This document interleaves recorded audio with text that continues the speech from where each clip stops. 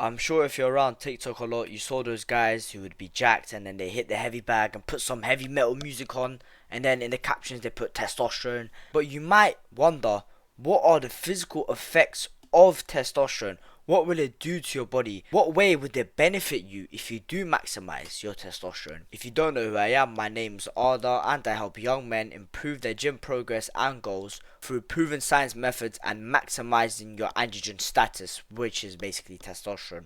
If you are new around here, go join my free Discord server for young men on self-improvement. If you haven't already, we discuss testosterone, muscle growth and overall self-improvement. It's in the top link in description. Let me tell you a story. I remember when I was 13 to 14 years old, I had low testosterone, I was fat, won't say depressed, but I was not happy with my life. And I would search up the three biggest physical signs of high testosterone and low testosterone. And every time I watched the videos, let's say it was a high testosterone video, I would have none of those signs. And it would always aggravate me because I would think I have high testosterone. I would cope to myself when I wouldn't.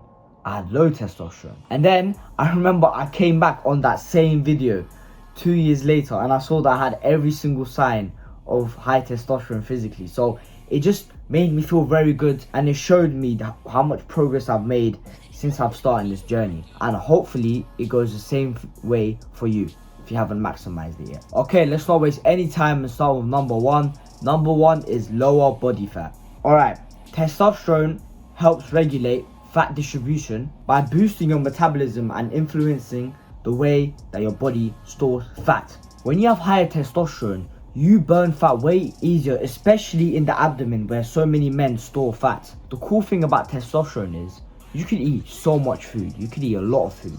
And if you have high testosterone, if you have a fast metabolism, then you could just fucking burn it off, right? I've always been the guy with slow metabolism. I would always gain weight, and I had some of these friends who would eat the same amount as me and they would be normal weight and I would just be fat as fuck. There is genetics involved with this, but if you maximize your T like I did, now I eat at least 3,000 calories per day and I'm pretty much on the same amount of body fat. Like, I'm not fat, but I'm not skinny. I'm about 20% body fat if you consider that fat. Also, high testosterone encourages to use fat as energy. So people sometimes use fucking sugar as energy, right? And then just gain the fat back. When you have high testosterone, it encourages the body to use the fat as the fuel for your workout. That's what you want. You want your body fat to be burned off during the workout. You don't want your muscle going from a workout. So if you eat a lot and you don't gain a lot of weight, then chances are you might have high testosterone. And vice versa. If you don't eat too much and you're still skinny fat or you're fat as fuck, then sure, there is genetics, but there might be a chance that you have low testosterone. Number two is thicker body hair and facial hair. Now, testosterone by itself is responsible for your beard, basically your body hair, right? And men with high testosterone often have more body hair than men who don't have high testosterone. So in places like the chest, the back, legs, arms. But also another reason why increasing your testosterone increases the shit out of your body hair is not only because of testosterone activity itself. It's mainly because when you have higher testosterone, or when you do make testosterone, a lot of it gets converted into DHT via 5-alpha reductase. And I'm sure you've heard of DHT before, and it's been demonized to a bit, saying, oh, it's the balding gene. Not the balding gene, the balding hormone. You don't want any DHT, take finasteride, kill your DHT. We only need testosterone because testosterone is anabolic and DHT is androgenic. We don't want that. When in fact, DHT is arguably more important than testosterone itself. It's literally testosterone but fucking Super Saiyan form. It's like Goku Super Saiyan with the fucking shitty Kaioken form, with the blue form. If you're not a nerd who doesn't watch Dragon Ball, what I'm trying to say is DHT is around 5 times more potent as testosterone. What does that mean? It's activated 5 times more than testosterone and it's just more powerful. And DHT is more responsible for body hair growth than testosterone is. So it's a very strong sign. You just have strong androgenic activity if you have a lot of body hair. But one thing I do want to warn you about is genetics also play a huge role in this. So if you don't have the genetics for body hair, then chances are, even if you have high testosterone, then you might not even get much body hair. But if you're someone like me who's Turkish, who's already genetically predisposed to body hair, then it's going to accelerate it even more. So remember, hormones don't make the gene, it just activates the gene. Number 3, and lastly, one of the biggest signs of high T is strength, and mainly strength in the gym with compound movements. Now, testosterone increases explosive strength, more motor unit recruitment, and makes your fast twitch muscle fibers activate more. So you could try this out as an experiment. Let's say for a week straight, have a great diet, sleep very good, do everything to maximize T, right?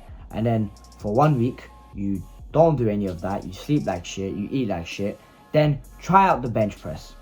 You're gonna see the massive difference. Even when you already have your base strength from all those years of training, depending on obviously how long you were training.